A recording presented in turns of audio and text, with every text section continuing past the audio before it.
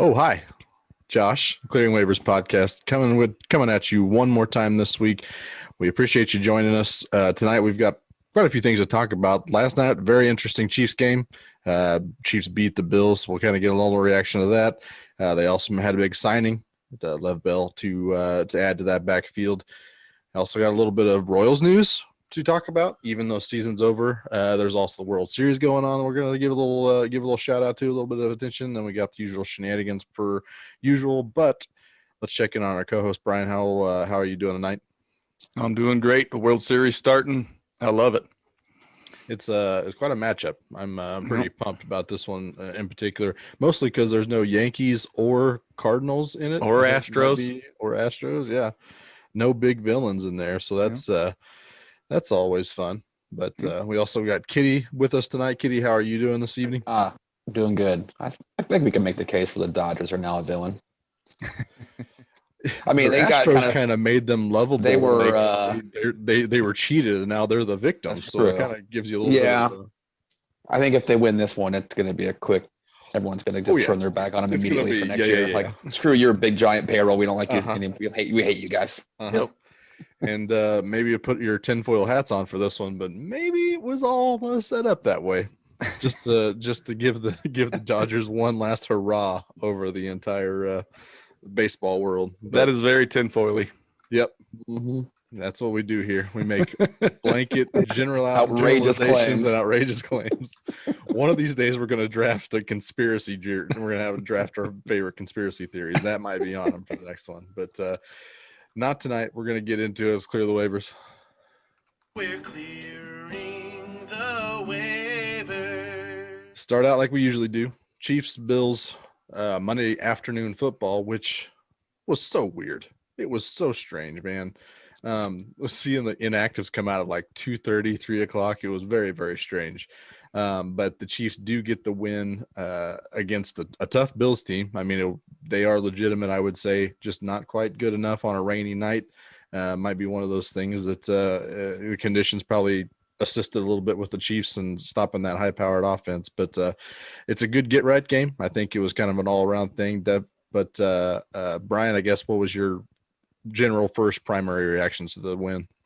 My first primary reaction is I plead to the future opponents of the Kansas City Chiefs, please don't run the light box defense, because it made the game so boring compared to a typical Chiefs game. I mean, the Chiefs have proven by now, if you give them that light box, Pat and Andy aren't going to force the passing game deep. They're going to take what you're going to give them. Mm-hmm. And when you're giving them 6 yards of rush basically every time, I mean, why go away from that and try to get cute? So I just please do not do that approach anymore. Please let Tyreek run free deep and let us watch McCole run deep balls. I mean, I enjoyed Travis Kelce having a hell of a day once again. But as far as, I mean, this offense just looked boring on offense, which is something we never see. And they got to win, so I can't complain about that. The offensive line played their asses off. They had injuries they dealt with. They swapped out their center, and they were just bullying the Bills' defensive line. Yep. And that's just something we haven't seen at all this year. Clyde looked great, looked decisive, looked quick. He committed to a spot, and he hammered it. And he's tough. As we knew before, he's so tough to take down the first guy. And he'll drag a few guys for extra 5 or 6 yards, it seems like, with ease. And so, I mean, it was a different game than we're used to seeing from the Chiefs. I didn't like it. Still, you gotta let the peacock fly, as they say. That's right. I mean, Mahomes got to throw a few fun balls, and a couple that last drive, he had to come up with a huge throw across the middle to kind of secure the field goal to put the game out of reach. Byron Pringle, shout out to Byron. He made a great reaction on seeing Pat scramble. All he does is make plays. That's Byron the scramble Pringle, drill. Man. Byron Pringle in college made so many big plays, and so I'm glad to see these getting some run. Yeah. And I mean, I guess that kind of takes me into my next thing that stuck out is McCole just hasn't taken that next step that we all kind of hoped / assumed he would take. Demarcus Robinson led all wide receivers in snaps in this game. Yeah, he did. With 69. One more snap than Tyreek. He had 69 snaps and McColl had 29. So Yeah. Pringle may have passed up Hardman even at this point. So maybe, yeah. I mean, DeMarcus had a good game. I like Pringle getting a chance, and I mean, a little disappointed to see that Hardman hasn't stepped up to the plate with Sammy being out, but they didn't really need him last night with the run game just dominating, and then you need to convert a few third downs, and the receivers and Travis Kelce stepped up, and Mahomes hit him. And I think, like you said, the rain may have played a factor with accuracy issues. I felt like Josh Allen missed some easy throws that were open. Yeah, who knows if that's elements or him just being a fraud? Right. Who knows? Yeah. Who knows? That's very fair. Very fair. Notice how quickly we turn on Josh Allen. We talked about 180. We went earlier this year. Now we're all back candidate. out. Yep. Now He's fraud. Super fraud. The kind of to your point about McColl and not taking that next step, they were talking about on the AP Laboratory, old friend Craig Stout.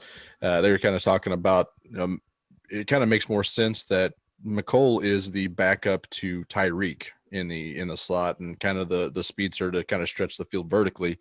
So it kind of makes sense that in this situation, that's not really Sammy's bag when he's healthy.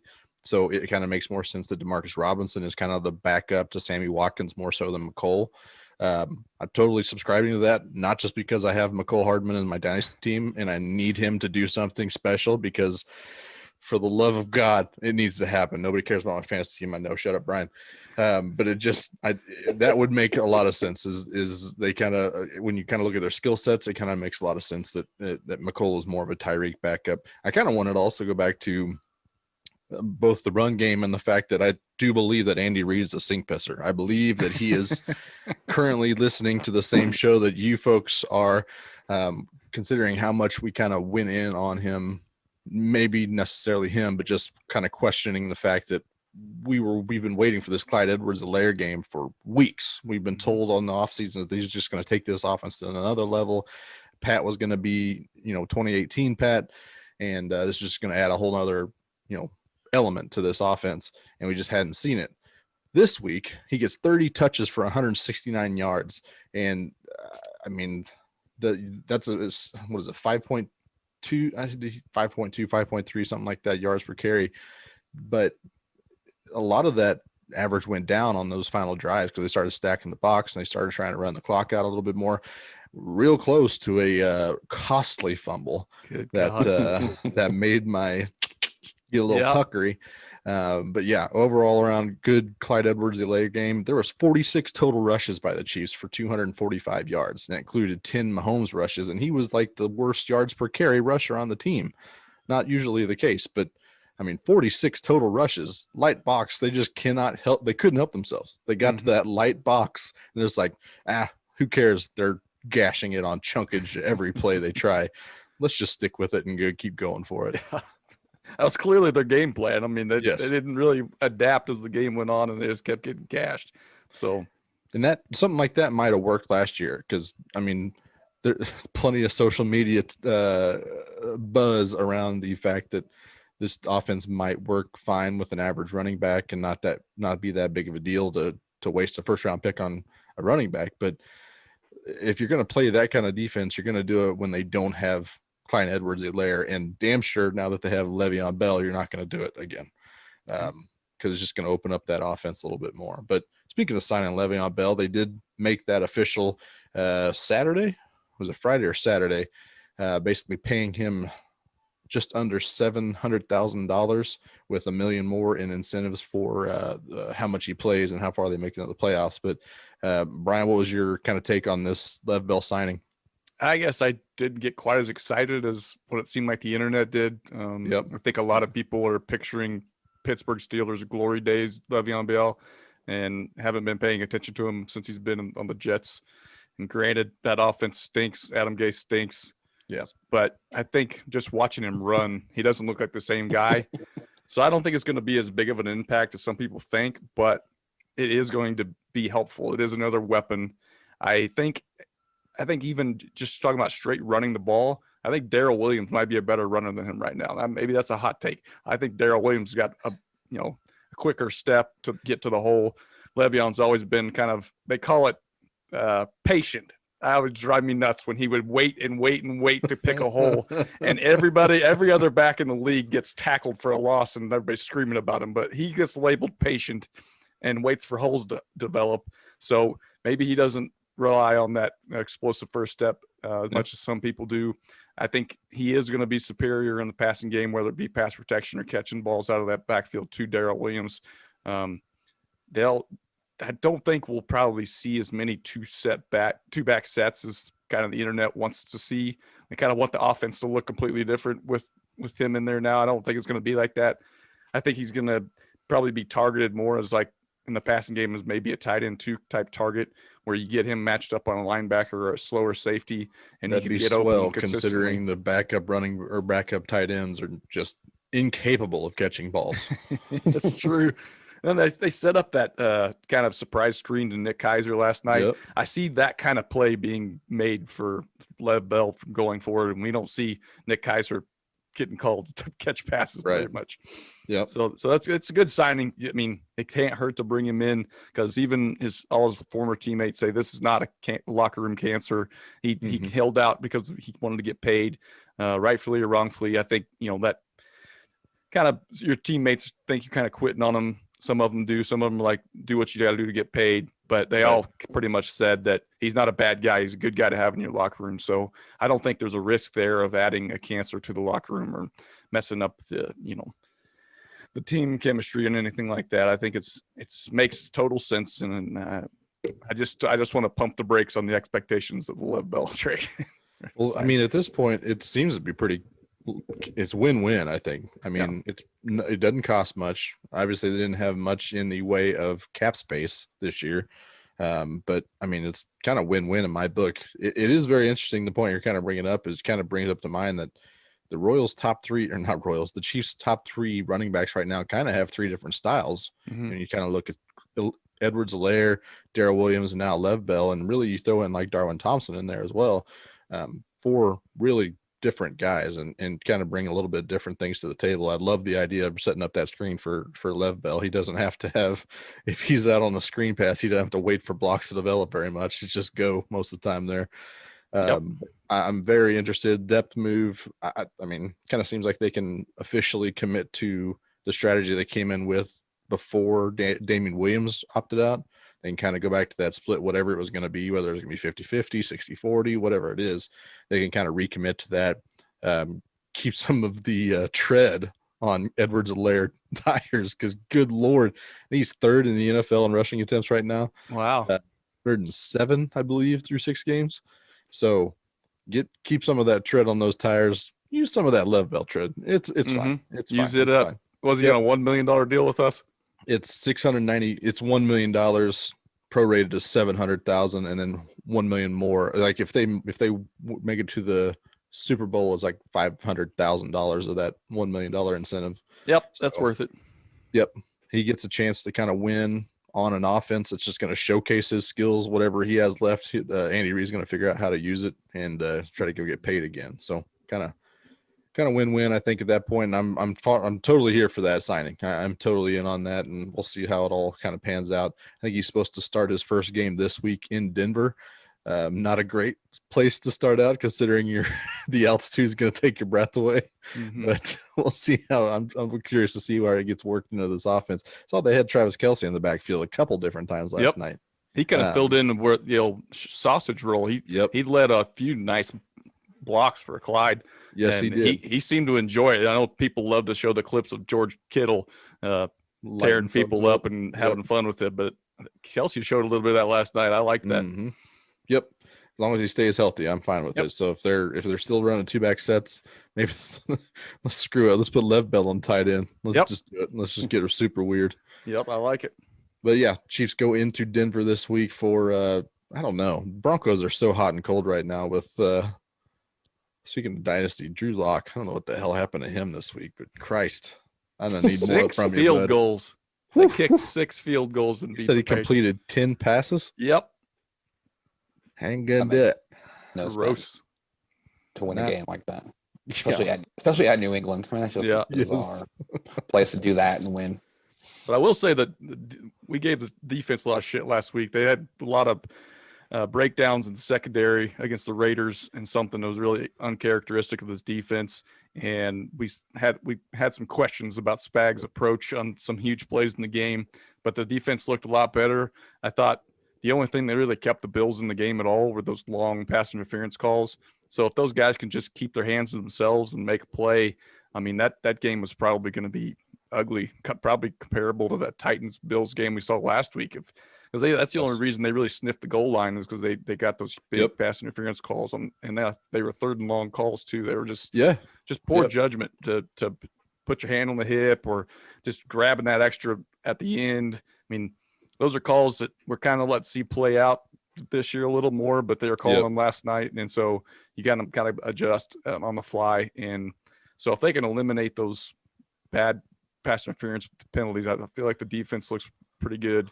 And I was shocked that they only had, I think it was only six or eight penalties all game. It just seemed like it was way more than that just because of the impact on them. It was just awful timing.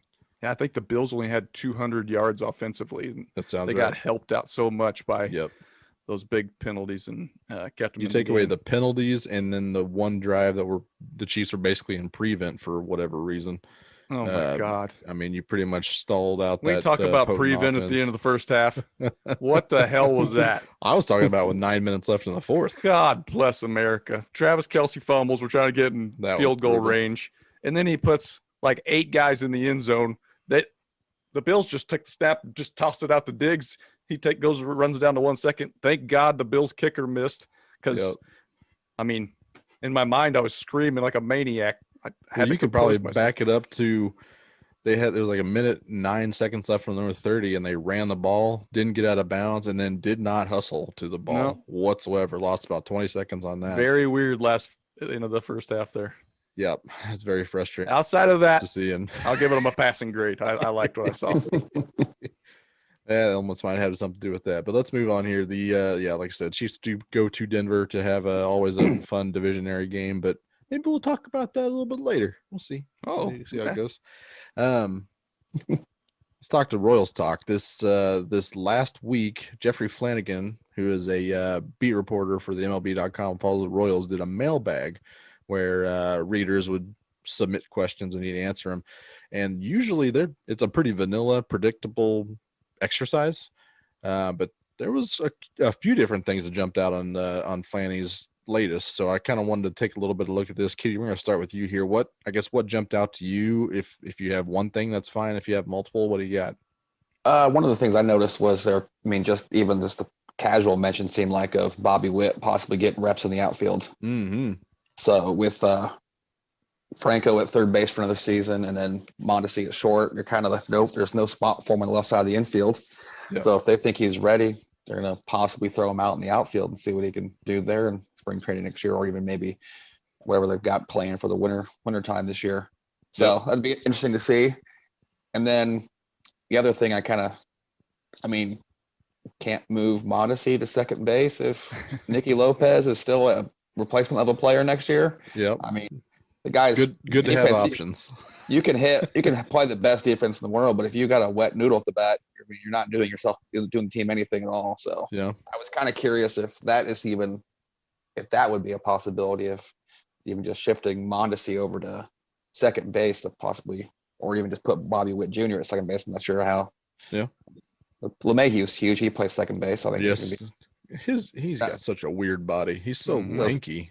So the size, I think that's always been a lot of what you'd hear in the past about concerns. The guy's too big to play second base.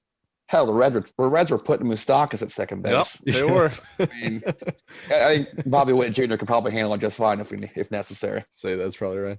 Well, even Flanny was talking about last season going into the offseason, they could potentially put Mondesi in center field for the future. So Alec Lewis put it as a prediction that he was going to be the starting center fielder next year. Yep. Interesting. Which is very interesting. Yeah, I always kind of had him chalked into taking over third base at some point, but Maikel Franco seemed to do enough to potentially justify at least a 21 contract and maybe moving forward. He seemed to be kind of a lovable clubhouse guy. I'm kind of interested in that. Hit. Yeah. The more they kind of talked about it, the more that kind of made sense, because Bobby Witt is just athletic, good arm, really fast, good fielder. It feels like his skill sets could definitely translate to center field. Or even just throw him in the next Gordon, throw him out in left field already, and let him patrol left field for the next 10 years. Yep. If he's got as good of a plate approach as they kind of say is, he's going to be knocking on the door real quick. And the quickest way to playing time right now is through center field and third base, I think, at this point. So I was very curious about that too, for sure. Brian, anything jump out to you? That one did, like, with a bullet. The fact that, I mean, they've talked him up so much this summer, how impressive he's been at summer camp, that I think it's not just lip service. I think he will get a real chance next spring to claim a spot wherever it may be on the field. And it's curious too that they mentioned that, because the first thing he talked about was how the outfield's got a bunch of options and they got to figure out what they got out there. And it's really just one spot to me that's up for grab, because I think, barring another injury, I think Franchi's getting the left field job and Whit Merrifield's getting another spot. So there's one spot open, and another part of this as a mailbag was basically doubling down on they're good with Nicky Lopez hitting as whatever he can because they think he's got a Gold Glove on defense. I don't agree with that. I would rather see Whit play more at second base going forward, or like we said, Bobby Witt going to second base, because I think Nicky's always just going to be a soft slap hitter, and he's never really going to be much to plate. But if you can get, above average hitters at every other position, you can live with a hole at the bottom sometimes. But that just puts more pressure on 1 through 8. Yep. And Nicky might be a really good 9 hitter. I mean, he's left side of the plate. He can do a lot of the intangibles, but it's certainly going to put more pressure on 1 through 8. I don't know how many times I saw Nicky Lopez come to the plate with his bases loaded. You're just like, here we go. Yeah, that's it. Seemed to happen a lot in 2020. Yeah, and other than that, his last bullet, someone asking about Salvi being extended, because I think next year's his last year on his deal. And he made it kind of seem like it's a foregone conclusion that they're going to work out a deal, because Salvi loves it here and they love him. And especially seeing how much they struggled this year when he was gone, that lineup was pathetic. It seemed like without his bat in the middle of the lineup. So I think that upped his value a little bit to the team. And so I hope they do work out a good deal, because he did prove, if he's well rested, he's a good enough hitter to be a DH in first base and do catching part-time if and when he gets to that stage. He could be Yadi Molina and still be catching well into his 30s. Who knows? His body's built a little bigger and thicker than Yadi was. He might need to shed some pounds to keep playing that long behind the plate. Yeah, but I was glad to see that, because it seemed like some people are ready to send him out of town. Josh. So me. Me. Oh, I don't know where you get that. Well, those come out of your mouth. The guy I'm ready to ship off is Soler, not because I want him gone, but the fact that I think that it's a luxury that the Royals won't want to afford. I think he'll get expensive here pretty soon, and it's just something that they could probably feel like they can do without. I think, I saw that too, with thinking that the extension was kind of a foregone conclusion. Makes sense, because he can play catch. He's a catcher, obviously, so that provides more value. Once Soler's off the books, he could be a primary DH, like you mentioned.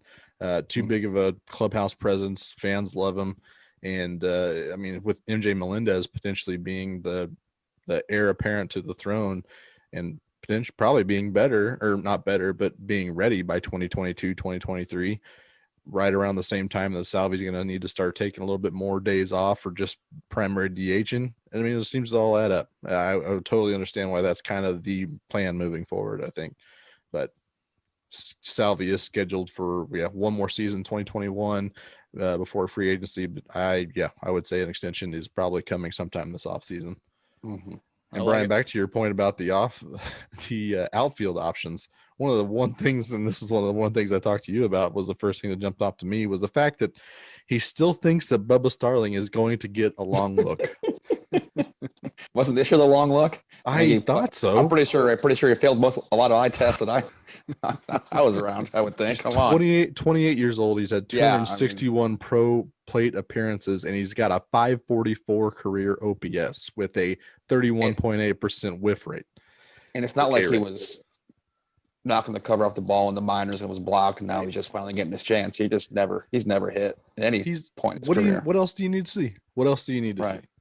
I mean, he's cheap. Fine. That's fine. They have other cheap options with more upside. He's a good defender. Exactly. There's Nick Heath is a great defender. He also provides value on the base path. I don't understand what you need to see from Bubba starting. I love the KC guy storyline. I mean, they're trying to make good on a local boy. Totally love it. It's time. It's time. We gave it a chance. And kind of leading into that, the other thing was when's the rebuild going to be over was one of the questions. And Flanny's just simply answer, the rebuild's over. They want to win now, which at that point, it makes even more sense it's time for Bubba Starling to walk. It just doesn't make sense why we need to keep giving him any kind of major league at bats or reps at this point. If you want to clear him through waivers again, that's fine. Shout out clearing waivers.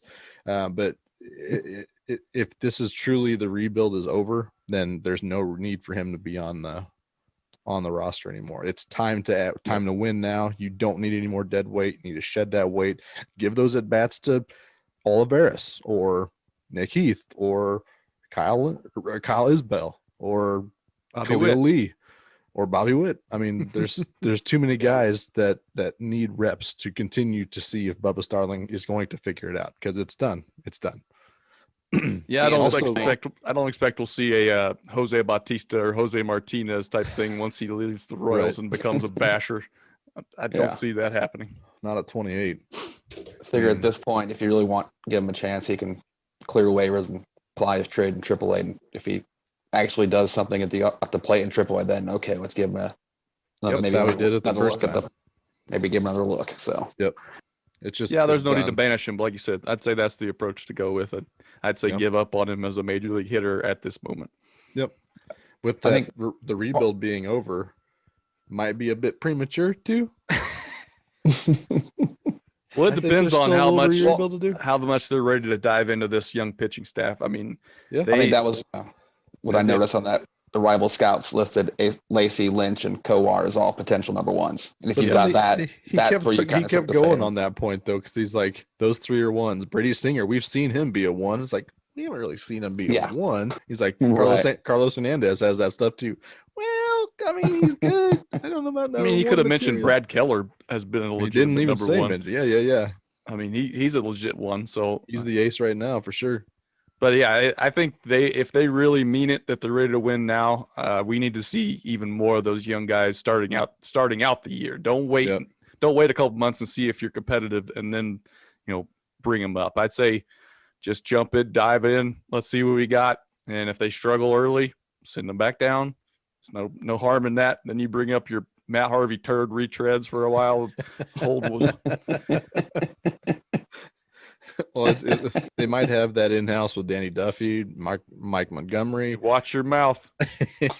I love Danny Duffy.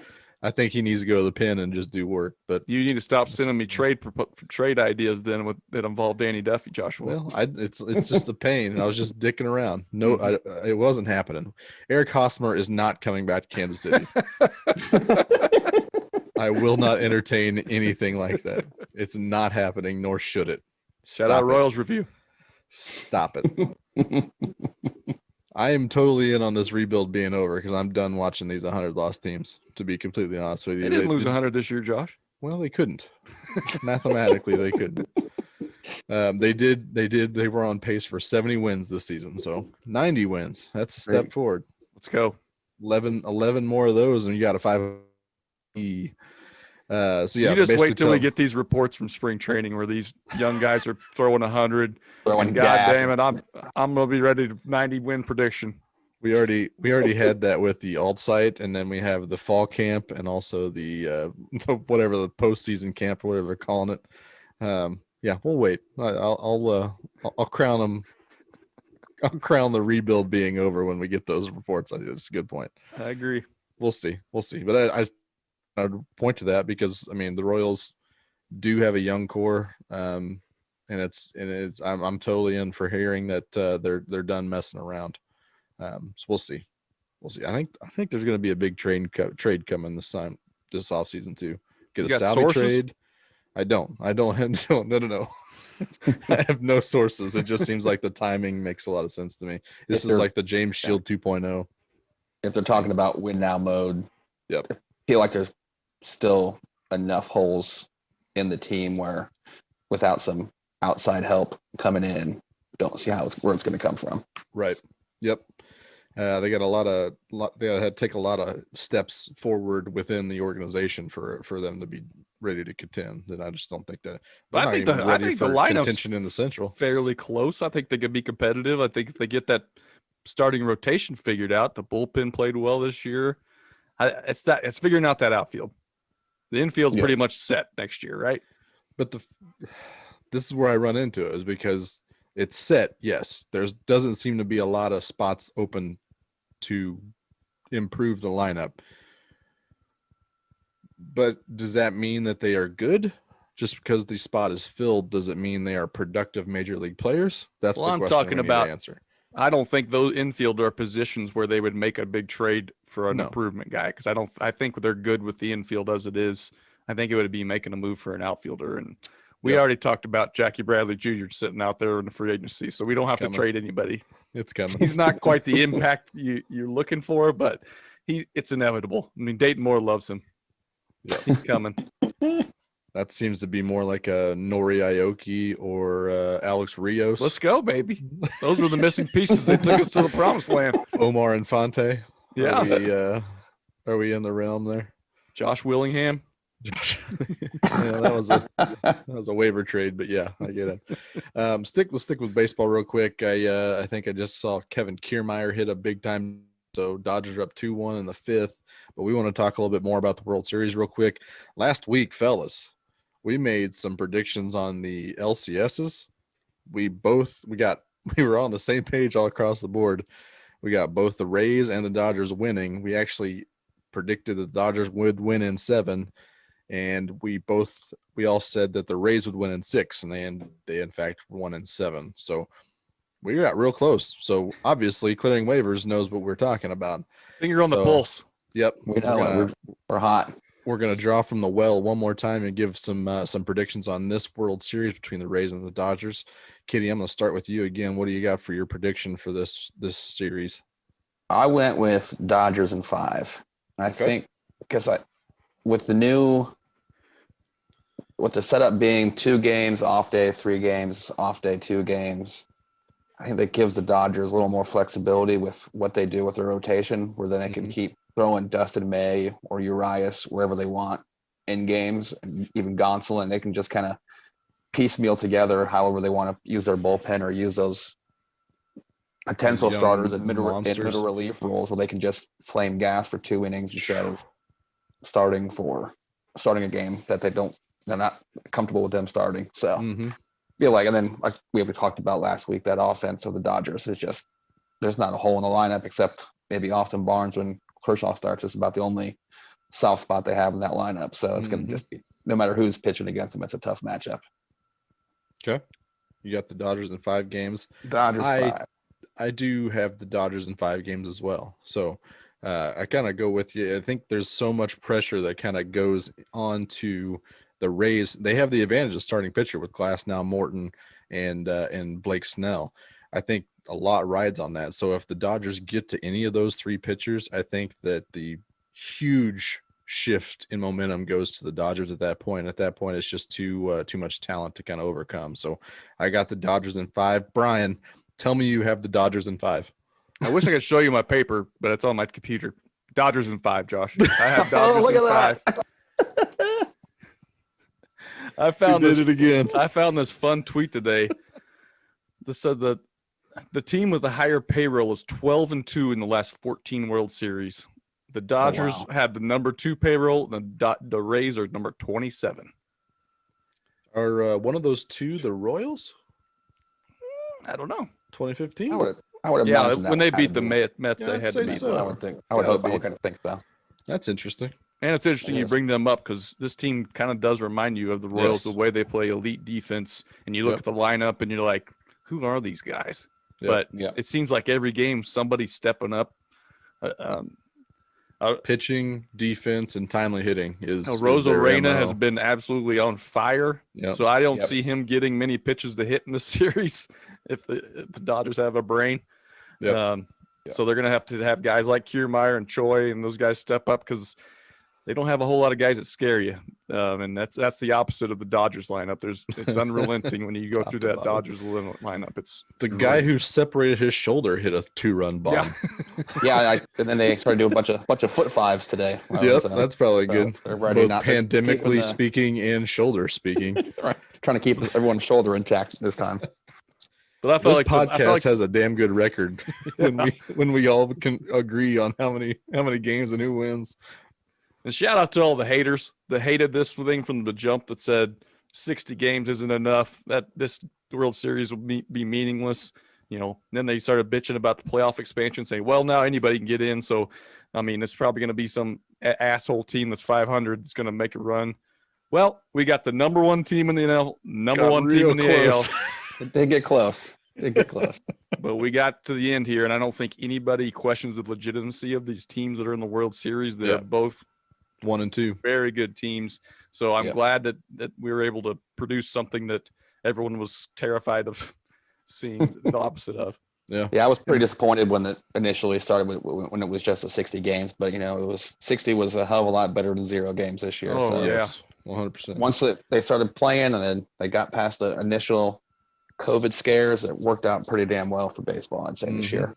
Still probably got a little black eye for their terrible negotiations before the season started. MLB still has they have no idea what they're doing. And as we said, that's far from over. It's just going to be reheated here soon. That's the appetizer after before the 2021. entree. After the next season's when the agreement ends, right? So I think so. The 2021 to 22 off season is going to be just trash. Just trash story after trash story going to come out. And I don't want it to make it seem like we are trying to jump off the Rays bandwagon. I think all three of us here are going to be rooting for the Rays. And this, like, they kind of remind you a lot of what the Royals did in 2014 and 2015. And obviously the Dodgers are juggernauts when it comes to the payroll. So I think every one of us is kind of on the bandwagon and wanting to see the underdog kind of do this thing. But at the same time, we don't want to downplay what the Rays did because they came out of the East, which was packed. I mean, just with the AL East, you had the Yankees, the Blue Jays, and then with the NL East side, Braves, Phillies, Nationals. I mean, they ran a gauntlet this season, and they still had the second best record in the MLB. That's a hell of a way to make a statement. I made a statement on Twitter. Speaking of, I think the Dodgers and Rays are going to meet up several times in the next 5 years. They both have such a great thing going as far as their talent. They're young. Their system underneath them is still really good. And I think, the Rays still have the number one prospect in Wander Franco, I think he's on the roster in the World Series. I don't know if he's active or not, but there was a picture of his jersey in the locker room. So I think he's in town, kind of like what Mondesi did when they made their run in 2015. He could make his debut potentially, but they got a number one prospect in baseball who seems to be can't miss, and they're already making the World Series. So I think it's going to be a lot of Rays Dodgers coming up, and we'll certainly get to see this, kind of like a boxing championship. We get to see round 1, 2, and 3 before it's all said and done, I think, at the end of it. So for me, if the Rays can just keep either Boston or the Yankees have the playoffs every year for the next few, that'll be just icing on the cake too. Yep. I heard people talking in the preseason how this may be the best Yankees team they've ever had. And it's just like, can we not? Every year it becomes that now. Yeah. I mean, you look at those big hitters and you look at they added Garrett Cole, and on paper that's nice and all, but those guys never stay healthy, and the Rays just dominated. Yep. Shout out the Rays. We'll see what happens. It's going to be a hell of a series. I'm pretty pumped to kind of watch them, but that's going to do it for Clear the Waivers. Successfully did it. Not that I have that on the brain or anything, but we did clear the waivers. Let's move on to the shenanigans for the week. Oh boy. Waiver watch waiting game. Waiver watch waiting game. Waiver watch waiting game. I got a little wrinkle All right. this week since we're kind of down a host still. Shout out rants. We usually have 4 movies to go with. I didn't want to do this with 3, so I got a movie randomizer on the internet. Kind of went through till I found a movie that I thought all 3 of us had seen and would get a kick out of doing this with. So landed upon Magic Mike XXL is the random movie for us this week. I do not know the scores. I have been very adamant about not seeing them. So we're gonna start it off with this, and then we'll figure out the order from there. But Is that Magic the second Mike, one? Yes. Yep. Yes, it is. Hmm. The second Magic Mike movie I saw in theaters.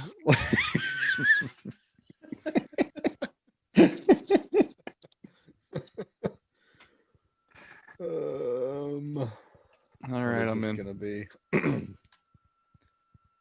I don't think I actually saw this one. Really? So, same cast, but it added Donald Glover. I'm down. I am in as well. I will go first. I think the first one got pretty good reviews, if I'm not mistaken, but nobody likes the sequel. No critic likes the sequel.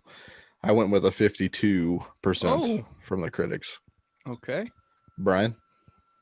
Well, I follow all the logic you just said, and you spit out a much higher number than I have written down. I've got lucky number 13. Oh, wow. Ooh, Really, really hating on this one. Brian planting his flag early. Kitty. Yeah, the second one just didn't have the same feel as the first one. There was just something was missing. Not sure what it was, but something was just off. I mean, still had C Tates being amazing, so that always helps. Yep. But they didn't have the kid or McConaughey show up, so it kind of lose a little I panache thought on that one. McConaughey was going to show up at the end, but he did not. Spoiler alert. So I was close to what Josh had, and I went 47. 47. Okay. Let's pull it up here. I think the audience will be closer to you guys. Wow. You were right. The audience was closer to us. 55. Yeah. The critics actually were higher on this. Get out of wow. town. They gave it a 65% on Rotten Tomatoes. Oh my God. Certified fresh. Unbelievable. I got to see some of these reviews now. Maybe watch the preview and turn off my camera real quick. That's a little shocking to me. It's a reinforcement of some elements for the first film, but also a departure in ways that make it more thoughtful than its predecessor without ever undermining its commitment to entertain. Oh, thoughtful is kind of that's a stretch of a. That is quite a stretch. I mean, I saw it. Thoughtful is not a word I would use to describe Not at Magic all. Mike Double No XL. way. Nope. Nope. That's outrageous. Well, that's an interesting start to the game. Yeah, it really is. Brian, not a great start at all. What the hell? Let's go to the next one. I believe I'm in the league, so You're in I'll the do lead. mine. I'll do mine next. This week I watched American Reunion, Oh God, the 4th American Pie movie. that's the 4th one. At least it's the 4th one with that cast, but they started spitting off like Right, they National did their- Lampoons and stuff. Yeah, You watched that. I did. Yep. What is that supposed to mean? all right, I'm in. I just don't think it's good. Okay. Well, was Kitty's American- answering first. Was American Wedding the 3rd one then? Yes. Yep. Okay. Well, Okay.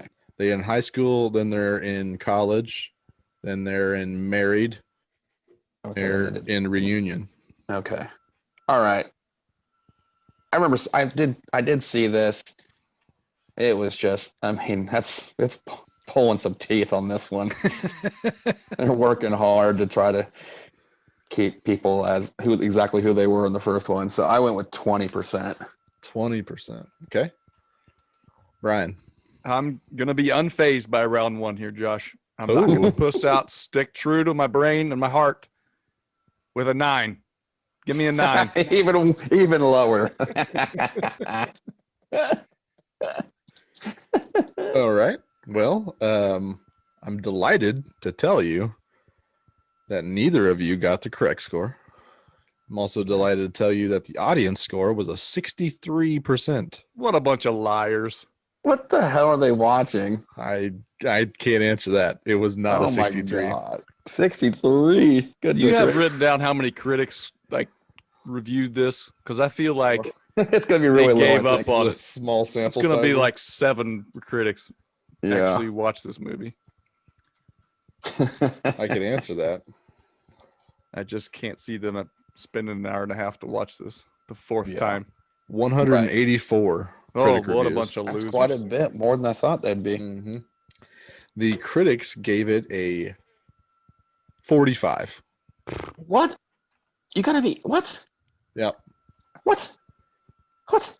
A lot of people liked, and this is definitely, so I'm seeing some of these reviews. One of the fresh ones was September 2nd, 2020, and he was saying how the best part of the movie was Eugene Levy. So that's 100% a Schitt's Creek fanboy. Yeah. I mean, Eugene Levy was really good in this. He probably was one of the better parts of it, but that should be stricken from the record. Skewed. I mean, yeah, you can't. Let's not take reviews from the last 10 No, years, please. Can't do that. Exactly. Only within the year it came out. I'd like to try to keep it to that. These And critics. that also goes for the bad reviews because humor has Yeah. changed from Exactly. 184. That's about 40. my score right now. 2015. Would you have guessed it's 2015? That Was came the out in release 20 date? What? No way. That is Wow. shocking. It really is. And it still has that many critic reviews. Mm-hmm. Very weird. Amazing. Well, Kitty, you are in second place, so you give us your movie. All right. With old Borat 2 coming out, this will be Friday. It gets Friday. Yep. released on demand, I'm guessing, and everything else. I think it's just Amazon Prime. Or just Amazon Prime. All I right. don't think it's on demand, which is both. That's a bit worrisome. Somewhat. Yeah, a little bit. Well, you know what it's going to be. It's going to be, if you like that kind of humor, it's going to Yeah. be everything like that. Up I your think. I sure Exactly. hope so. So I went to find a different Sacha Baron Cohen movie, and I went with The Dictator. Oh, Les Miserables. The Dictator, because it's got Jason Mantzoukas in a I great love secondary role. it is So, great. Yep. Lots of Zooks in that one. What year did this come out? Ooh, I don't. That's a good question. I watched it in the theaters. Yeah, I'm guessing that's the time. 2012. Hmm. It says 2012. I don't know where to go with this one. It's going to be a 9. That strategy is working out for you so far. Yep. I'm in. I'm in. All right, I think probably Josh is probably Yep. second place at this So- point. This is at the height of Sacha Baron Cohen. Zook's obviously in it. The one other big character in there is Anna Faris. And I think that she kind of took that down a little bit, even though the movie was amazing. It wasn't amazing. It was not You good. think she took it down? Yep. Okay. I think that when it came out, she was on her way down in the critics' eyes. Huh. I went with Kimball Anders, 38. All right. Wow. Because that's exactly what I wrote down, Josh. Kimball Really? Anders, 38. Yep. You wrote down Kimball Anders. I didn't write it down, but I was thinking it. But yeah, I'm with you on that. I think that there's a certain percentage, I think, of critics that appreciate that kind of humor and like that kind of stuff, but I think the majority of them are out on that kind of stuff. Yeah, this one, I mean, doesn't have the same, the Borat or the Bruno where you're just ripping on. It's actually, going for a movie. Yeah, scripted. For Sacha Yep. Cohen. Yep. Scripted movie, actually. So I didn't watch Pretty Bruno. similar. I probably need to do that. similar humor, though, obviously. Mhm. So this one, critics were above the audience, and the audience gave it a 44. You guys Ooh. almost nailed the audience on this one, but the critics gave it a 57. Shockingly. 57, so close to fresh. That is very surprising. And I've hit triple digits. What a week thought to I go. thought it was was good, but I was shocked it was that high in the critics' eyes. I feel like my gamesmanship the last few weeks of like only going really low movies got to Brian's head, and this Oh, is the yeah. week to go conservatively. Apparently, Or middle of the road, just stick in Uh-huh. the middle somewhere, and you're gonna be all right. yep. All right. All right, I got the final movie here. I went with I'll call it a rom-com that probably every guy that's been with a girl for a long time has watched. 2006, The Breakup. Oh, Vince Vaughn and Bond, Aniston. Jennifer Aniston. There's a bunch of side characters that have went on to be big people too. Jason Bateman's in it. Was Sudeikis in it? Or Charlie Day was in that, wasn't he? No, Nope, that was Going the Distance. Both Sudeikis and Justin Charlie Long is in it as their co-worker. Day. Yep.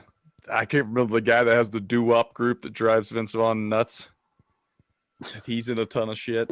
Interesting. Let's see here.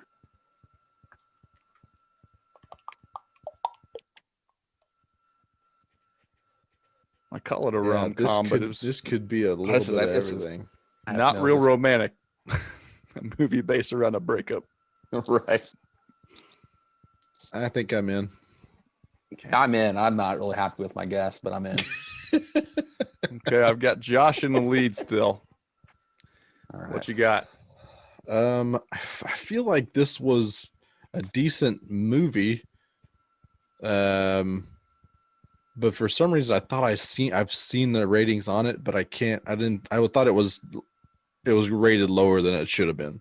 I went with a Bryce Fisher 63. Oh, baby. It's just Put not the good at pressure all. on Kitty. Well, it's not good at all because I'm almost the exact same score as you. Mm-hmm. So that just puts a real knife in my back. I went with 60%. I figured, pretty inoffensive. Figured they'd like it. Wouldn't be over the moon about it. So okay, right down the middle. Jennifer Aniston is America's sweetheart. Vince Vaughn is at peak Vince Vaughn. So Well, I'm with you, Josh, in your explanation. I thought the movie itself was a good watch, had some good lines in it, and it can be enjoyed by men and women. You're not tuned out whether you're one or the other. yeah, So, either side could relate to one of the characters at least. right. And that's what I was reading through the critics, and it's almost like these critics killed it because it reminded them of a breakup they had. Oh no. So it's like they held it against it. Uh-huh. So for that reason, it is rotten. Mm. Critics come in at 34%. Wow. The audience, 46. Not even the Whoa. audience.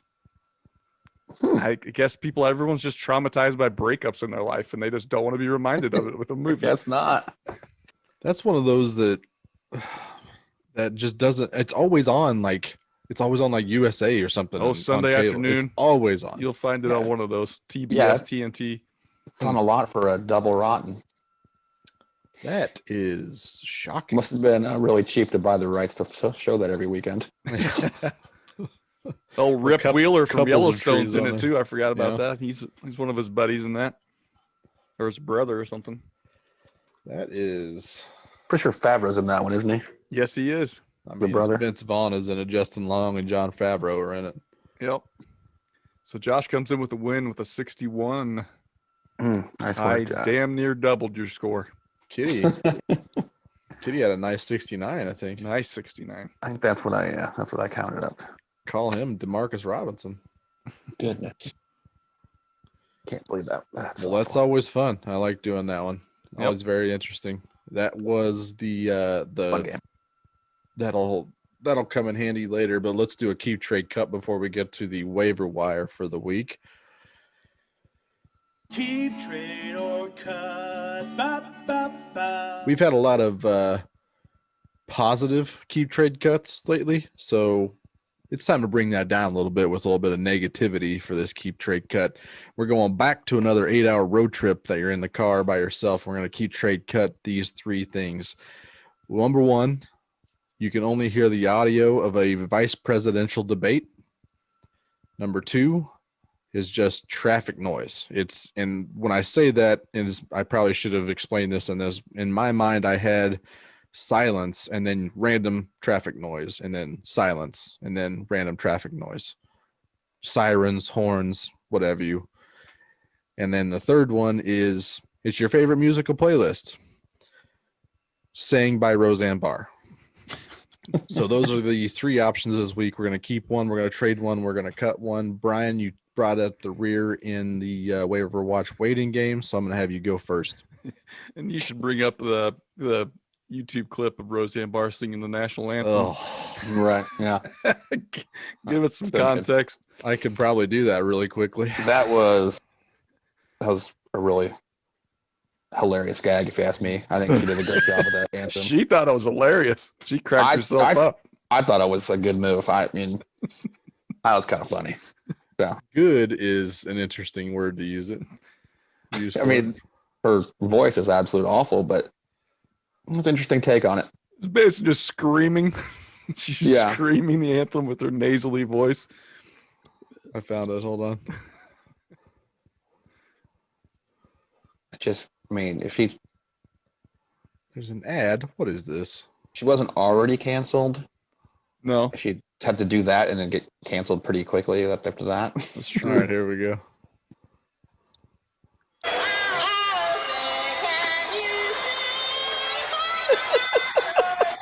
She covered up her ears.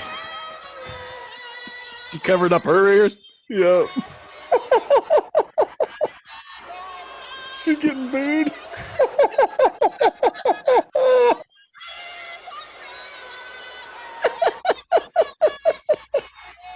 So there's that. Yeah, That's so funny. for that That's reason, funny. she's getting cut. I cannot handle 8 hours of that. That is funny stuff. That's too much. She's getting cut. I also probably need to put your context in. I need to add this caveat to it. Whatever we're trading for is something that we're going to like, but whoever is with us is going to hate. Oh, well, I'm not going to didn't. like it. I didn't get that in your description. Oh, okay. Well, then just do whatever you want. I am going to do whatever I want.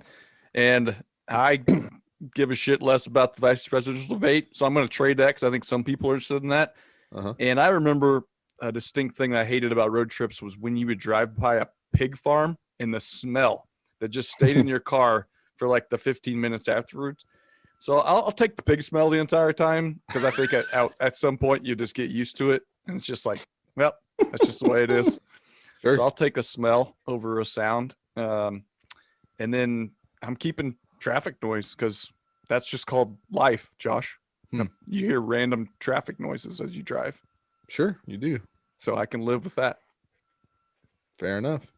Kitty, you got second in the waiting game. What do you have? I am also cutting Roseanne Barr. As much as I enjoyed that national anthem rendition and everyone just booing her from the jump, I'm going to cut that from. I don't think I need to hear her sing my favorite songs. I need some more context why they immediately started booing her. Like, Yeah, it's almost like that I they think- know it was coming. Yeah, I don't know if she did something beforehand to tip her hand on that one or not, but yeah, that seemed a little. She gave them all the bird real quick. Yeah, and I guess I'm going to keep the vice presidential debate. I'm assuming it was the most recent one, and Kamala and boy. Pence, they're not that grating to me, their voices. So I could handle just them being there talking and just kind of start to just drown it out a little bit, I think. So I don't think it'd be that annoying. Mm-hmm. It wouldn't be fun to listen to that for 8 Sure. hours, And, but it wouldn't be as horrible as Roseanne Barr singing some Hive songs at me. So What so are I'm you gonna trading for? trade traffic noise, and I just thought it was you had to pick something else that was awful. So I decided to listening to your favorite sports team's worst losses. Oh, It's a good one. I didn't think this had to be something I would like and everyone else would hate it, so I thought everyone would hate it. Yeah. So I went with that, which I think that would just be a brutal 8-hour trip. True. Just a bunch of this is a game 5 or a game 6 your team lost. Let's relive the last call of the game Yep. over and over. Interesting. Okay. tough. Well, I'm going to do mine. I am going to cut the traffic noises. I think they're the most dangerous because, I mean, you never know if you're just driving along and someone's honking your horn. Now you're all like, what did I do wrong? Now you're questioning everything and you're just not driving safely. So I may not like it, but I'm keeping Roseanne singing my favorite Oh song. no, Oh, no, wow. no. I feel like I could get Upset alert. just enough enjoyment out of it that it gives the vice presidential election, which is mostly inconsequential. Like, why do I care about what these people have to say? Yeah. I barely have any give a shit about the actual presidents. Mhm. So I'm gonna trade the vice presidential debate, and I'm going to trade. I thought the caveat was I was going to enjoy it, everybody else is going to hate it. So I am trading for someone to narrate the most like impressionable and formidable events of my life. Whether like I knew they're impressionable at the time or not, it would be kind of like a little audiobook adventure, kind of like in Defending Your Life type of thing. I think that don't would know be about enjoyable that. for 8 hours. Might be traumatic. Maybe. Could be. It'd just be interesting, I think. Or if it would be, it'd be just embarrassing when the tape cuts off after 20 minutes.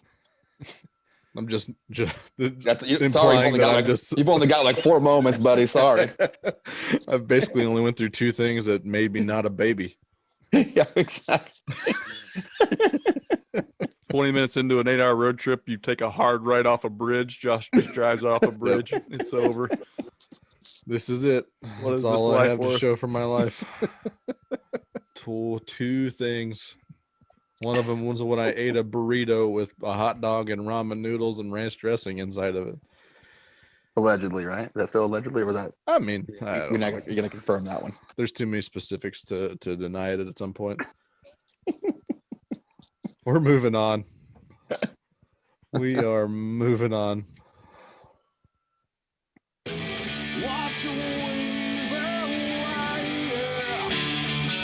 Got the waiver wire here. Waiver priority is going to go off of the winners for the waiting game, which was me, then Kitty, then Brian. This week, we've kind of talked about it a little bit on this podcast, but we've gone down a few YouTube rabbit holes in our. We're going to draft our favorite YouTube rabbit holes. And I'm going to go with my first one. And I think we did a little bit over the weekend. We had a little family gathering. And instead of just music playing in the background, we put on some like little bits of like concerts and live performances from people we like to listen to. So that was my number one, is just concerts / live performances from bands that we like. That's a real good rabbit hole to go down. That is a good one. Yeah, I've done that myself several times. It's like, oh, I just watched this live performance. Ooh, they have another one over here. Let's watch that one too next. And then it keeps going and going. You mean I can go watch them live and I don't have to be standing around a ton of people? Yep. Yeah, I'm in. Yahtzee. Let's do it.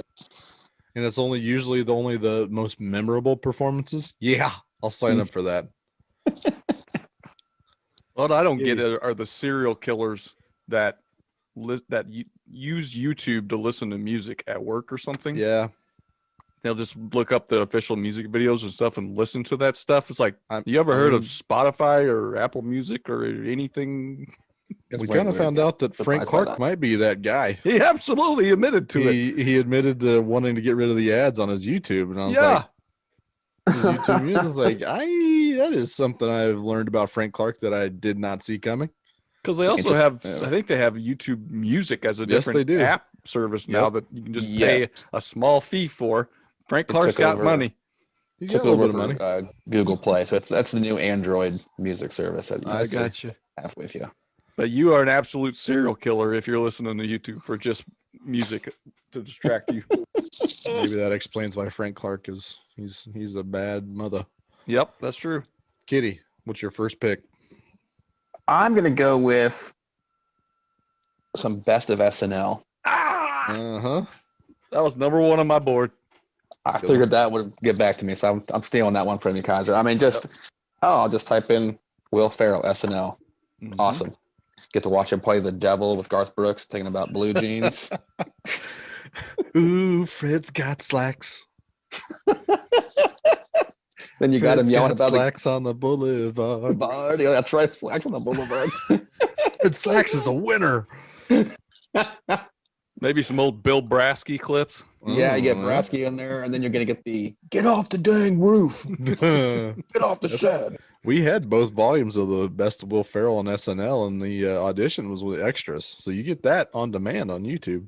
Oh, very nice. Yeah, then there with the Drunk uncles. I drive a Dodge Stratus. The eating dinner silently with his daughter and wife. Oh my, that just cracks me up to no end. Speaking Just all you hear is the knife and fork on the plate clacking, then he just outburst. Oh God. I like that pick. That's solid. So my first pick's going to be similar to that, but I'm going with classic Chappelle Show skits. Mm-hmm. And through the years, he's had so many hits. You'll watch one of them and it kind of triggers something in your brain. You're like, oh yeah, what about the player hate a ball? And oh yeah, what about the Fear Factor one? And I mean, there's just so many good ones. And then once you've watched a couple of them, the Google machine starts figuring out your brain. They're like, oh, you're looking for Chappelle Show skits. So it'll just start auto-generating them. You're like, dang it, this is heaven. I'm just watching. Totally forgot that this part existed. Yes. So give me some gold Chappelle Show skits. Mm-hmm. Yeah, that's good stuff. I mean, I those do like that one. those are so rewatchable. It's insane how. I mean, you can watch the same skit 100 times and you're still laughing. And Mm-hmm. the jokes are all that good. Is Wayne Brady gonna have to choke a bitch? Just today, I was watching the racial draft again. Oh yeah, Bill Burr. Just Dave basically crying because Wayne Brady's just threatening him. Colin Powell. We'll take Tiger Woods. Second pick. It's I'm going with the freestyle rap videos from the Breakfast Club. You watch a couple of those, like Little Dicky's got a classic one that's got like millions of views. Yep. And you type it, Kanye's been on there doing stuff. And I just appreciate listening to those things. Like it's not songs that you've heard over and over again. So just how impressive it is. Those guys can just flow on a beat that they didn't know about ahead of time. And I just think it's impressive as hell. And so I'll get into some deep rabbit holes listening to those too. Sure. So. Right. Gambino has a really good one on there too. Oh yeah, he has might be a epic pillar of the Breakfast Club show. Mm-hmm. He had a really really good one in particular. Because some of them will go for like 5 minutes. Yes, it's not like they do a minute of it. We'll just keep it rolling. They'll just keep going. Yeah, those freestyle rap. It's just next level what they can do on the fly, and a lot of those go in there with like kind of like a structure of maybe some lines they have in their head from that they've figured out earlier, but they still have to hit it on the beat and in rhythm, and they still are able to do it. It's just uncanny. I love them. Can't get enough. Not bad. So very good. Kitty. I'm gonna go with Conan O'Brien remotes. Yeah. Anytime I was wondering if Conan the Schlansky O'Brien, bits would come on. anytime Conan O'Brien's out on the town doing something outside of the studio, Mhm. it cracks me up. One of the best ones is him going to the Taco Bell test kitchen with one of his writers, and it's phenomenal. So good. That one, and then he goes to the American Girl doll museum, and then in Chicago that's a when he's good one. there. I mean, he's got so many good ones. The Mhm. old timey baseball game he plays in. Yep. I mean, just fantastic stuff. I like it. That was Conan might have a bigger life on because of YouTube, because I can't imagine there's a ton of like TBS viewers watching his late night show, so they're probably just checking on the best bits from whatever pops up on YouTube. That's what I do with SNL. Yeah. Yeah, If it's anything worth watching, then it's probably on YouTube. Yeah, that's kind of how all those late night shows happen anymore. You just get here's a clip on Twitter from last night's show we The did. game done changed. Yes. Yep. I'm gonna go with it's a show, but Hot Ones on YouTube where they have the celebrities come on and eat gradually spicier and spicier wings. I think they usually set up with 10 of them. Now they're doing them on remote, like they send the wings and the sauces and stuff Doing Zoom calls. Yep. Oh, nice. That's an interesting way to do it. I didn't know they were doing that now still. It's they started off kind of not really that popular celebrities, but it's still really, really entertaining. and it's just funny to see them transition into like, I can't think anymore. My Right. brain is toast. And they ask like genuinely good questions. So it's even more of an interesting dynamic. But now they're starting to get like really, really well-known. Justin Timberlake has one on there, just really well-known celebrities that are doing the same gimmick, and it's just working. It's a great recipe. Yeah. Travis Kelce did it, didn't he? Yep. Back when he was pimping Catching Kelsey, I think, Oh, when nice. he was on it. Anthony Rizzo did it too as another another sporto doing it. But yeah, I mean, it was such a successful YouTube little show. They made it actually a TV show out of it. So I mean, Game show. definitely one that the game show, Hot Ones game show. Hot Ones game show. I need to check that out. When they can't put sentences together, that's when it gets really good. Oh my God, it's insane. I mean, I'd say the same stuff happens on the game show. It's fantastic. Will Ramsey was on it. It gave us the classic gif of Paul Rudd too. Look Yeah. at us. Look at us. Who'd have thought? Not me.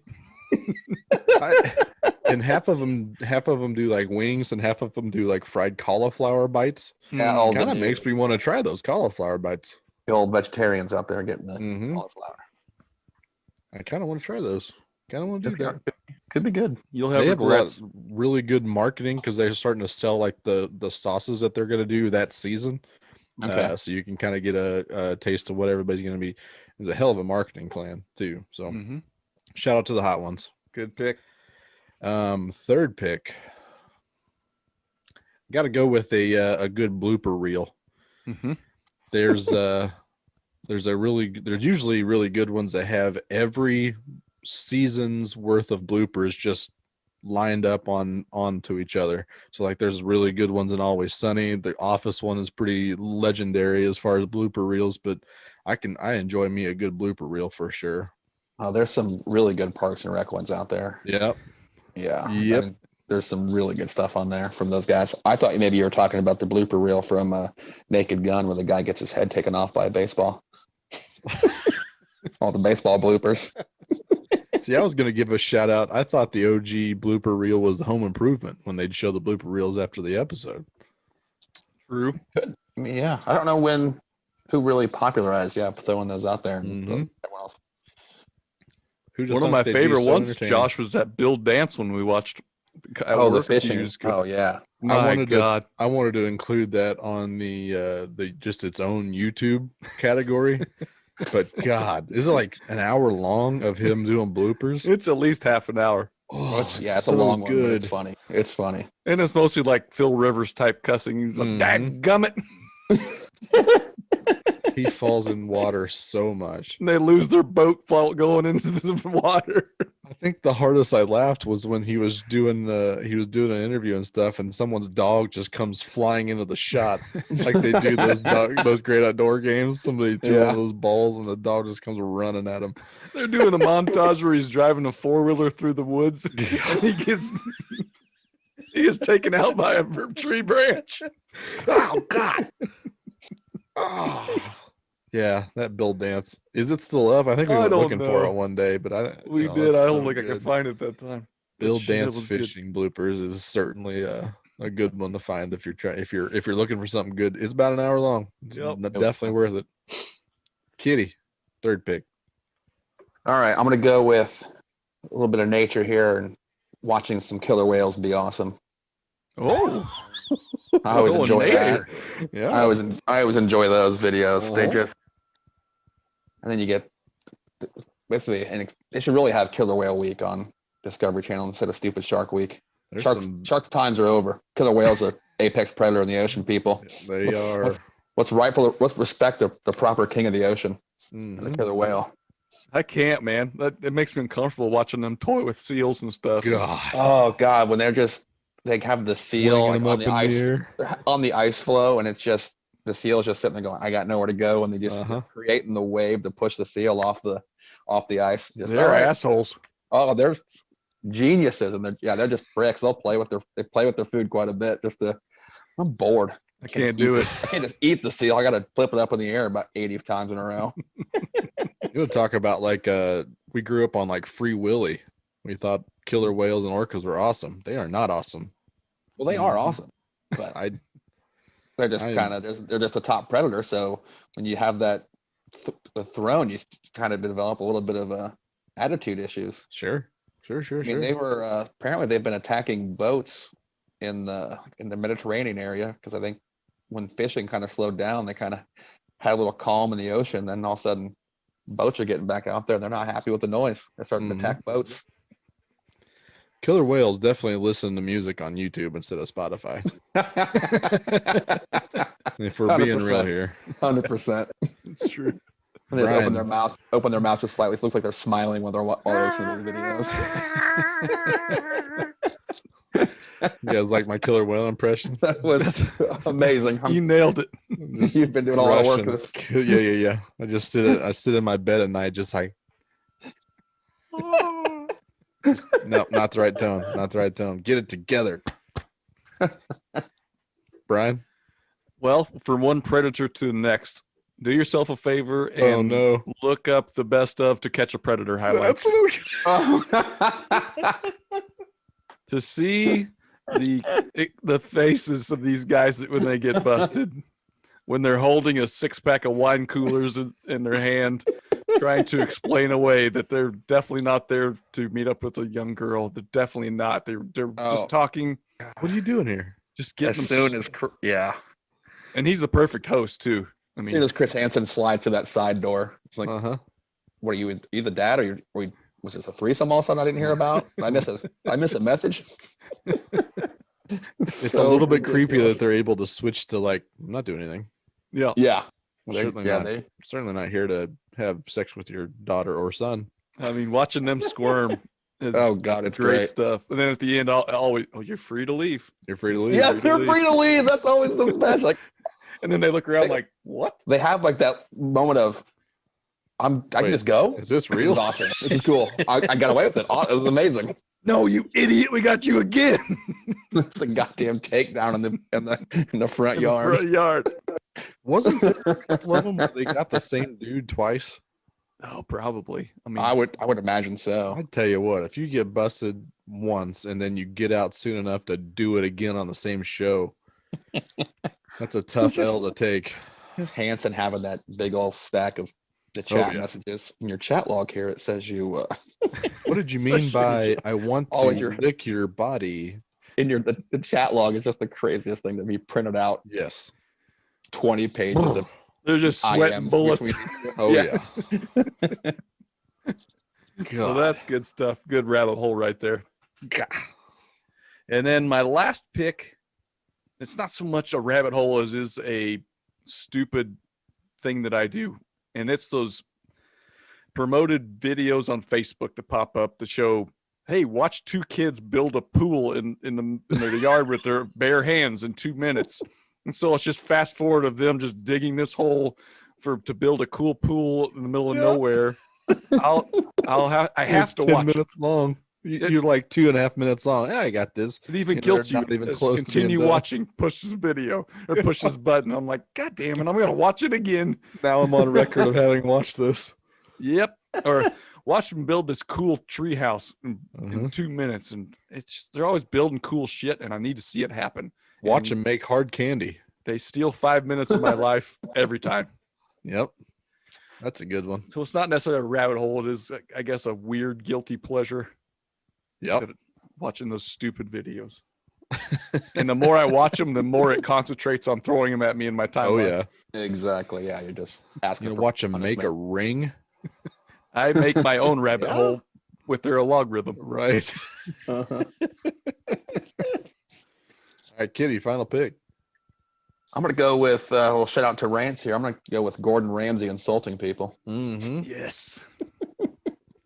And I mean, obviously one of the top ones is just the meme of him saying, "What are you, an idiot sandwich?" We hold the two buns on the side of her head. Oh my god, that's so amazing to call someone an idiot sandwich with props. Yep. Amazing. I mean, the crazy part was if you ever watched the original version of the Kitchen Nightmares, the overseas one, where it's very, very, very different. Tame. It's it's much more of a. They seem to be working together a lot more. Yep. Mm-hmm. Bring them to America, and it's like, why don't you turn up the attitude to a 13 Yep. and let's yell a lot more. Can we do that? Right, let's Done go with and it. done. I mean, he just rips into so many people, and it's just phenomenal. Makes you wonder if Taffer's an advisor on that show or something. Or they have the same production crew. Yeah. Feed the lines to Ramsey and Taffer, the same crew feeding lines. Listen, baby, nice doesn't sell. We need you to be an asshole to them and pump it up, like you said, to a 13. Exactly, yeah. The same Bob Ross. We need you to lay into somebody. Yep. Your BBC version won't play in America. We need you to yell at people. I It like works. that. Works on me. I've got a few of them here that I really like. I like watching all like the old Royals 2014, 2015 playoff games. That got a lot of run when there's no sports this spring, let me tell you. Oh yeah. I like to watch like old Jackass bits. You can kind of chop those up. But I think I got to go with old wrestling matches. Okay. Yep. So all those big time matches that you used to have to pay $60 for, now you get to watch them for free. True. And I said with big. With my terrible memory, I can never remember what happens. Uh-huh. So it's all new to me again. New. There you go. I got to watch old WCW cruiserweight matches. Some on Juventud Guerrero versus Rey Mysterio Jr. Oh, I love those rabbit hole days. So I'd go farther back and watch little. Sure. Had it out there. Ricky the Dragon Steamboat against Jake the Snake or something. It was against the Ultimate Warrior. God, this Randy Macho Man Savage was the big one. And then you're like, was this the guy that lost his mind and killed his family and himself? No, that was the other guy. That was Chris Benoit. Oh, yeah. Didn't Eddie Guerrero kill himself too or something like that? He died. I thought his heart gave out. I don't think he killed himself. Eddie Guerrero, legend. He was a legend. At X-Pac. I can't keep him straight.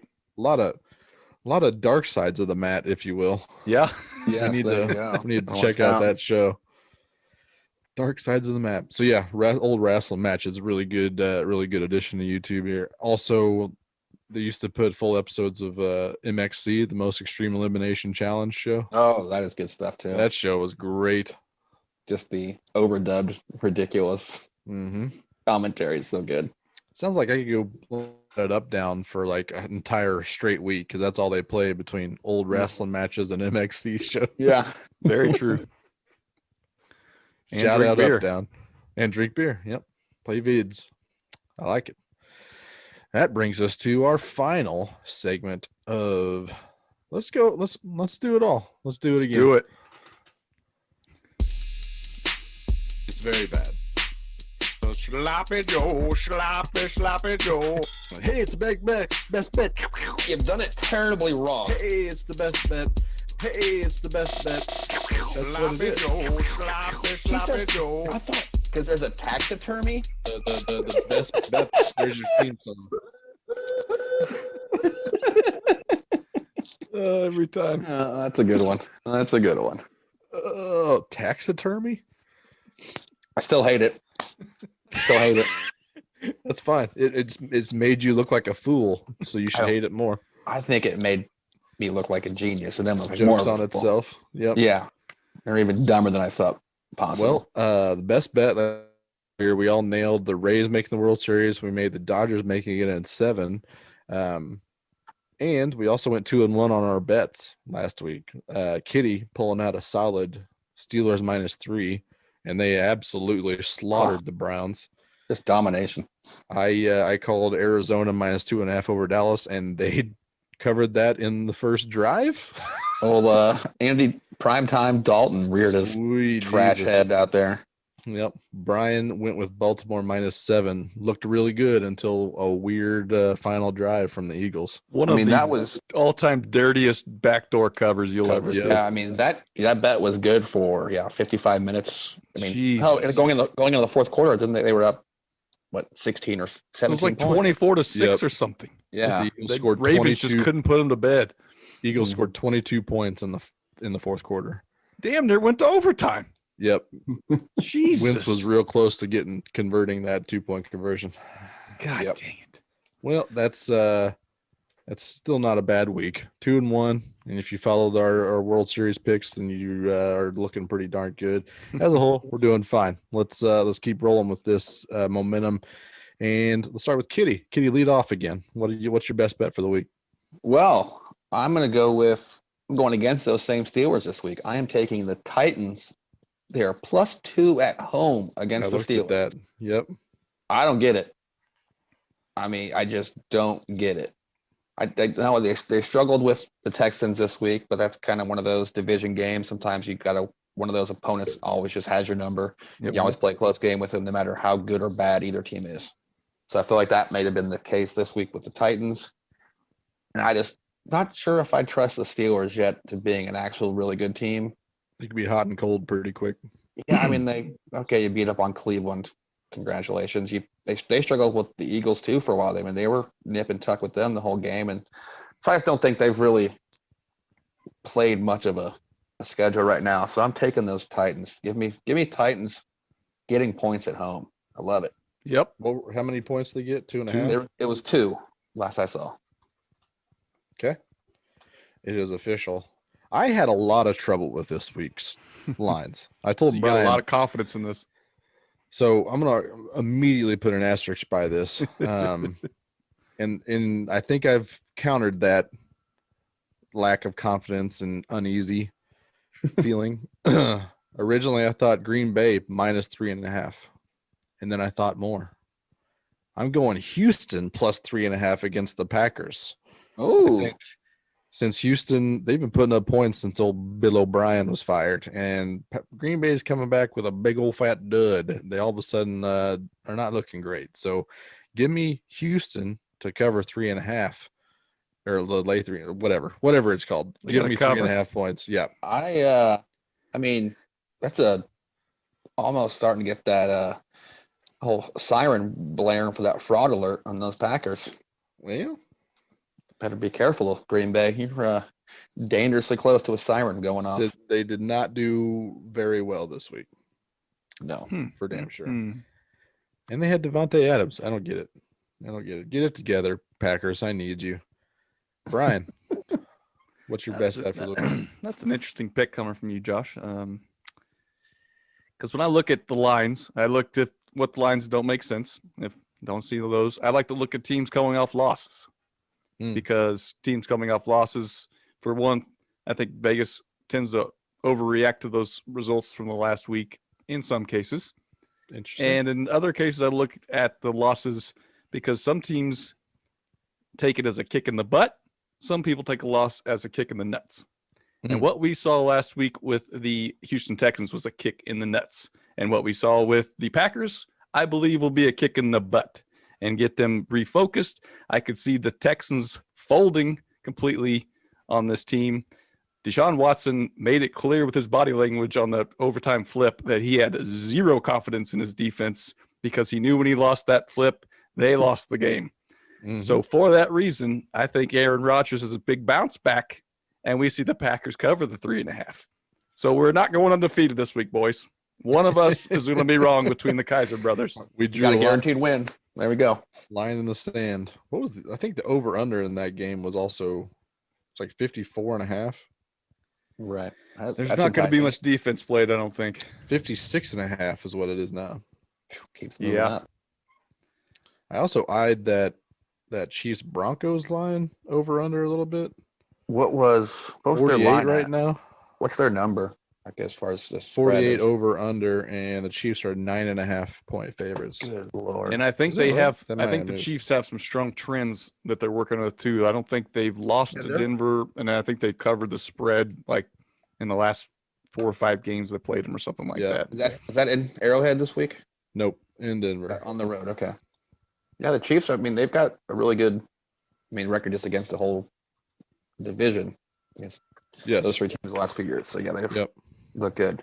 Yeah, I- my other Go ahead. other pick would have been, I like the Bengals getting 3.5 against the Browns. I This would looked be- at Bengals too. Yeah. I think this is a Bengals W. I'd sprinkle that money line, people. Let's have some fun. Ooh. Against Cleveland, you said, right? Yeah, Cleveland's. I think that may have been a nut kick for Cleveland. I mean, Yeah. a bit of a nut kick for the Bengals being up 21-0 on Indy and losing that game. So maybe both teams are licking their wounds. So we'll see what happens. Sure looked this like Baker weekend, was a little skittish there after that pick six. Yeah. He had a little bit of the yips I and was did not like listening- to release the ball. Listening to another podcast with old Dave Damashek this morning, and he was talking about how the Cleveland Browns team was like, this is a different team. We're ready to play with the big boys, and he just started cackling. He goes, they'd already lost in 4 minutes in the game, and it was already over. These guys are still the same dumb Browns. It was just hearing when Damashek starts laughing to himself when you start telling a story about sports. It's fantastic. Well, you can always tell when we're feeling ourselves a little bit because we start shooting out random bets like Yeah, now I'm going extra bets. We're just throwing everywhere. I mean, I have won 2 in a row. It's a bit of a streak. Soon enough, we'll be right. Yep. We are feeling ourselves quite a bit. Speaking of feeling ourselves, that Dodgers in 5 games is looking pretty solid right now. Top of the 7, they're up 8-1. It is it's a bloodbath right now. We'll see how it goes from here, but that prediction's not looking too shabby right now. I think we got to worry about Rays getting swept out of there. That's the. I almost predicted it. I'm glad I went 5 because we Captain Planet it. Unity. Right. Yeah. That's right. Our powers combined, we are predicting the future here on the Clearing Waivers podcast. Rance would probably take the Rays. Probably. That's why he's not here anymore, because we don't need that kind of dissension among us. The division is not needed. We love you, Rance. We'll see you later, man. That's going to do it here for the Clearing Waivers podcast this week. We want to thank each and every one of you Sink Pisters that joined us this week, last week, and every week to follow us this week. We just appreciate you spending the time with us. We always love hearing from you guys. We're on social media. You can find us all at Clearing Waivers. Go share it with a friend, subscribe, rate, review us.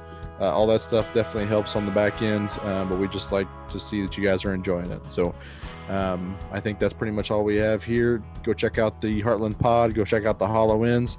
Be good to each other. We'll talk to you next week. Ta-ta for now.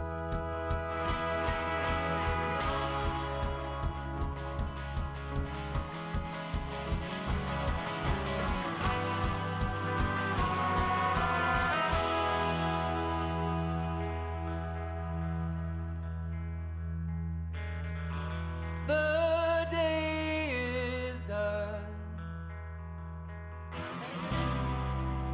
Now the night has begun. Nerves in a restless crowd.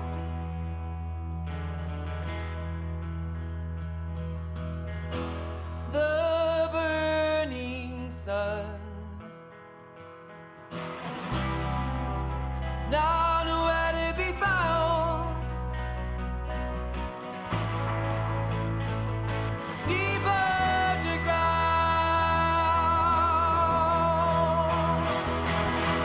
'Cause I have faith that nobody else can protect you, no. A page is burning, we'll all be dead under virgin snow. I have faith that nobody else can protect you, no. A page is burning, we'll all be dead under virgin snow. So hold your body close to the flames.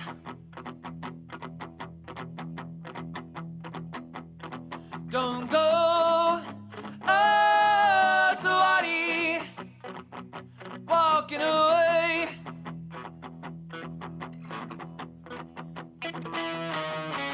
Hold your body close to the flames. Don't go so hardy,